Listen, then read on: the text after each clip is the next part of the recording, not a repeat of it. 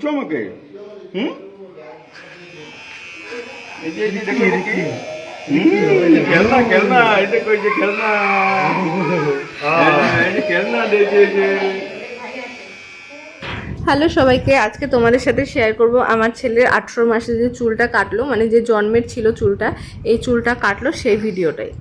ওদের নিয়ম আছে, যখন হাসপাতাল বা নার্সিংহোম থেকে বাড়িতে আসবো তখন একটু নখ আর চুলের মধ্যে খুঁট ছুঁয়ে দেবে, আর তারপরে যে চুলটা থাকবে সেটা একদম 18 মাসে গিয়ে কাটা হবে। তো সেই কাটারই আজকে বন্দোবস্ত করা হচ্ছে, সবাই আছি আমরা বাইরে। আমরা তো প্রথমে খুব ভয় পেয়ে গেছিলাম যে হয়তো প্রচণ্ড কাঁদবে বা জেদ করবে, কাটতে চাবে না, কিন্তু সেরকমটা কিছু হয়নি, মানে সেই পরিমাণ বায়না বা জেদ করেনি। কেটেছে, চুপচাপই কেটেছে, মানে ও যেরকম চঞ্চল সেই হিসাবে চুপচাপই কেটেছিল। আর আমার মনে হচ্ছিল ও বোধহয় আরাম পাচ্ছে, কারণ এতদিনের চুল তো মাথায় একটা বোঝার মতোও হয়ে থাকে, তো সেটা হালকা হয়ে গেছে, ও হয়তো মানে ব্যাপারটাতে এনজয় করেছে।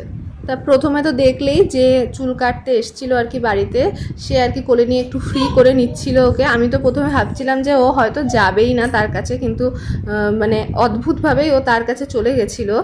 আর এটাই একটা সুবিধা হয়েছে, যদি না যেত তাহলে হয়তো কাটতোই না। আর এখানে ওর বাবা ওকে নিয়ে বসছিল, আমি নিয়ে বসা তো সম্ভব না, যেহেতু একজন দাদা চুল কাটবে, আমি নিয়ে বসলে আর ওকে খুব টাইট করে ধরে বসতে হয়েছিল। আর এই দেখো কতটা চুল।